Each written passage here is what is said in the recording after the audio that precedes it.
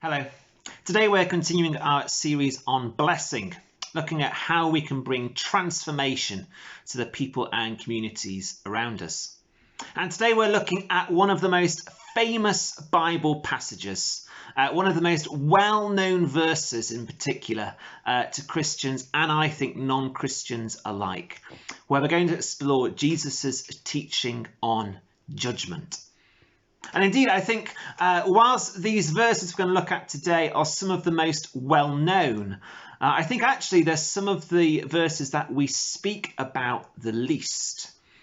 And actually in this passage today, I think Jesus offers some of his most confrontational teaching, particularly for the culture in which we live in today. And yet there is a real powerful hope here of Jesus showing us the kind of people we can become. On this passage, Dallas Willard writes that these ideas we're going to be looking at in this next 10 minutes or so, they illustrate the inner texture of kingdom life with our family, friends, co-workers and next door neighbours. These verses illustrate the kingdom attitudes we can take towards those closest to us. So in other words, Jesus here isn't just teaching in the kind of big, broad theological sense, but he's talking about what most of us actually experience in our day-to-day. So let's take a look. So Jesus writes in Luke chapter 6, or Jesus speaks, he says, "Do not judge and you will not be judged. Do not condemn, and you will not be condemned, but forgive, and you will be forgiven. Give, and it will be given to you. A good measure pressed down, shaken together, and running over will be poured into your lap. For with the measure you use, it will be measured to you." He also told them this parable: "Can the blind lead the blind, or will they not both fall into a pit? For the student is not above the teacher, but everyone who is fully trained will be like their teacher. For why do you look at the speck of sawdust in your brother's eye and pay no attention to the plank in your own eye? How can you say to your brother, 'Brother, let me take the speck out of your eye,' when you yourself fail to see the plank in your own eye? You hypocrite, first take the plank out of your eye, and then you will see clearly to remove the speck from your brother's eye." So some tough words from Jesus there on judgment. And we're going to break it down into three questions. First of all, what is it? Why is it a problem? And then at the end, what's the solution? So what is it? Well, do you know, I guess for many of us, it might almost appear that Jesus is criticising a good quality. Because judgment really is, for most of us, most of the time, a good thing. If you're applying for a job, you might look at different job adverts or job specs and make the judgment on whether this is the right role for you to apply for. If you're sitting down for a couple of hours in the evening to watch TV, you might look through what the different channels are offering and make a judgment on what it is you want to watch. And is this the kind of judgment Jesus is critiquing? Well, thankfully, I don't think so. Because Jesus, he doesn't just say, "Do not judge," but he pairs it with a second word when he says, "Do not condemn." And that word condemn is the Greek word that I'm probably going to mispronounce, called katadikazo, which means to judge in a way that pronounces guilt. In other words, not just a judgment of decision of different options, but rather where we put guilt upon the thing or probably person who we're judging. And you know, I think we live in a culture where we are surrounded by this kind of judgment. If you were to look at today's headlines in either the different news apps or newspapers, I think we would see a lot of judgment. We might see judgment of politicians and their handling of different events and crises. We might see judgment of celebrities or sports stars or other famous people and the various imperfect way they manage their personal lives. We might see judgment even given to some of our public services, to places like the NHS or police or civil service or whatever, judging how they deal with different challenges. And obviously judgment on groups of people as well. Judgment on bankers, judgment on police officers, judgment on groups and seeing how they're not behaving how we think they should. And yet, whilst perhaps it might be easy to spot that kind of judgment around us, I don't think that's exactly what Jesus is critiquing. Because whilst we might question those kinds of judgments, actually Jesus, when he's teaching here, he isn't teaching to CEOs or to government leaders or whatever, but he is preaching to people. He is preaching to people like us. And I guess I wonder, this culture, I think anyway, of judgment that we experience today, can that seep into how we see one another?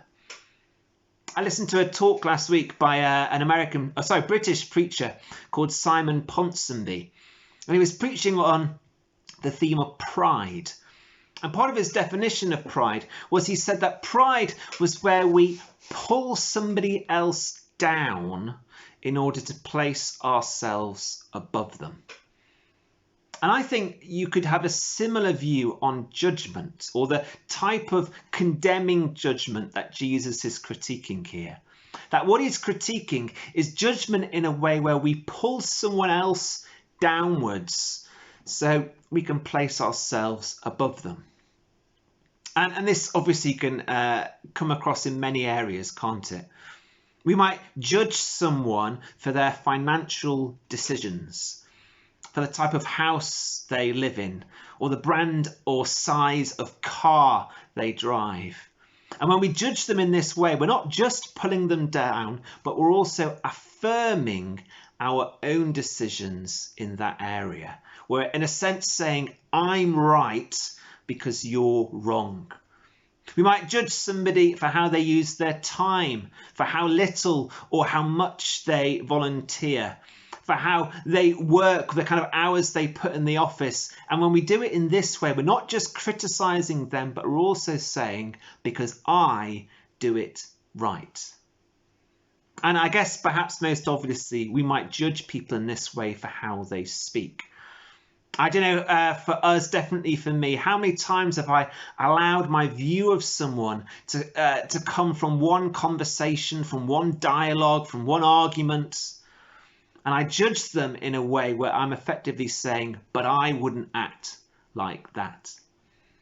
So if that's what judgment is in the terms of how Jesus is talking about it here, and that's what I think, why is it a problem?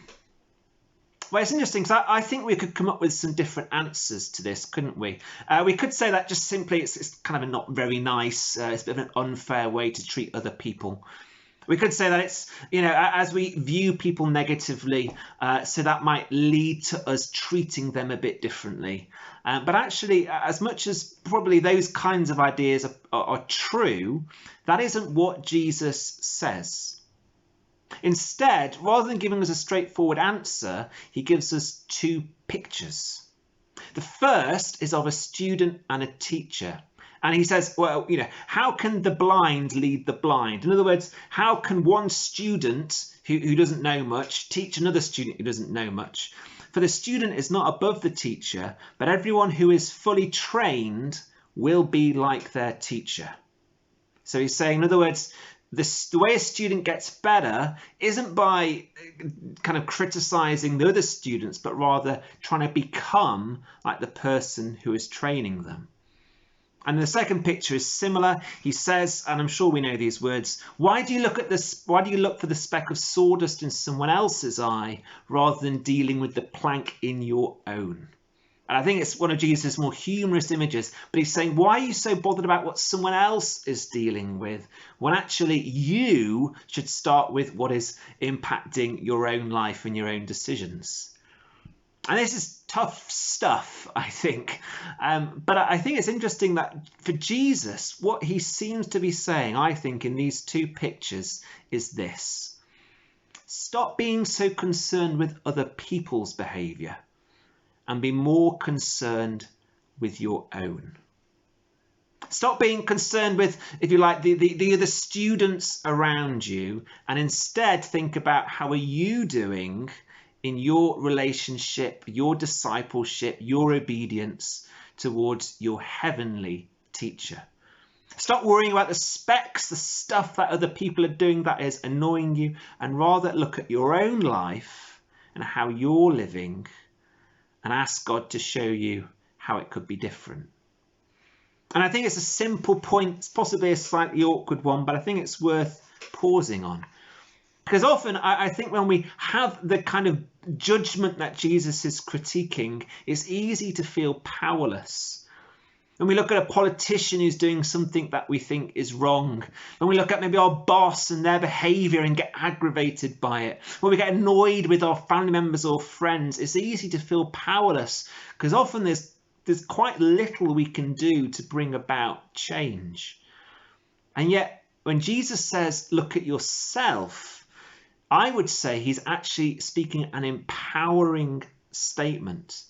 That with God's help, as we lean on him, as we allow ourselves to be led by him, we can actually bring change. So that's what it is. That's why it's a problem. What is the answer? Well, again, it's interesting. Jesus doesn't simply say, do not judge, but he gives us a positive response, which is twofold. First of all, and I think most importantly, he calls us to be people of forgiveness. He says in just a few words this almightily challenging phrase, forgive and you will be forgiven. And Joe, I think as a society, as much as I think it's good in many ways for us to hold powerful people to account, to make sure people aren't misusing their authority, I think perhaps we've missed or we've allowed ourselves to lose the ability to forgive, the ability to be reconciled with one another when we go wrong. The well-known atheist Margarita Lasky, she said in a TV interview about Christianity, she said, as an atheist, what I envy most about you Christians is your forgiveness.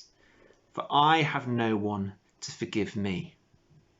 And in a sense, the very heart of the gospel, at the centre of everything that we believe, everything that it's about to be a Christian, is that we have a God who forgives us. In one of the most important moments in the Old Testament, where God's people, the Israelites, have turned away from him, they've started worshipping a golden calf, his response is to say, I am the God who forgives. He says, I am the Lord, compassionate and gracious, slow to anger, abounding in love and faithfulness, maintaining love to thousands, and forgiving wickedness, rebellion, and sin. Whereas other people's gods needed sacrifice and it needed kind of appeasing in different ways, our God is one who forgives. Jesus taught continually on forgiveness, I think. At the centre of the Lord's Prayer, right at its heart was that simple phrase, forgive us our debts as we forgive our debtors. Peter, when he was kind of speaking to Jesus about forgiveness, he said, Lord, how many times shall I forgive my brother or sister who sins against me? And Jesus says, well, I tell you, not 7 times, but 77 times. That number 7 being a number of perfection. And Jesus almost saying, like, imagine kind of perfection times by perfection. That is the amount of times you should forgive one another. For as I have forgiven you, so you should forgive those who sin against you. So Jesus, first of all, calls us to forgiveness. And obviously, if we were going to talk more about that, we'd be a bit careful in terms of how we define it. Forgiveness doesn't mean a lack of justice. It doesn't mean putting ourselves in harm's way, but it doesn't mean we should miss its importance. So he calls us to forgive, but he also calls us to give. He says again, very simply, he says, give and it will be given to you. Dallas Willard, writing about these verses, he says, as we become the kind of person who does not condemn or blame others, the power of God's kingdom will be more freely available to bless and guide those around us. In other words, as we live as God calls us to, we don't just become people who so we're not just people who don't judge or don't condemn, but we become people for whom actually God's kingdom flows through. And as we live in a way that is generous with our time, generous with our forgiveness, generous with our finances, generous really with everything God has given us, so we can expect God's kingdom to come in a powerful and lasting way. And just finally, it's just the last point, but Jesus says, for as we do this, so a good measure, pressed down, shaken together, running over, will be poured into your lap. In other words, as we live in this way Jesus calls us to, so we are the people who are blessed. As we forgive others as much as we can, so God even more so will forgive us in the way he can.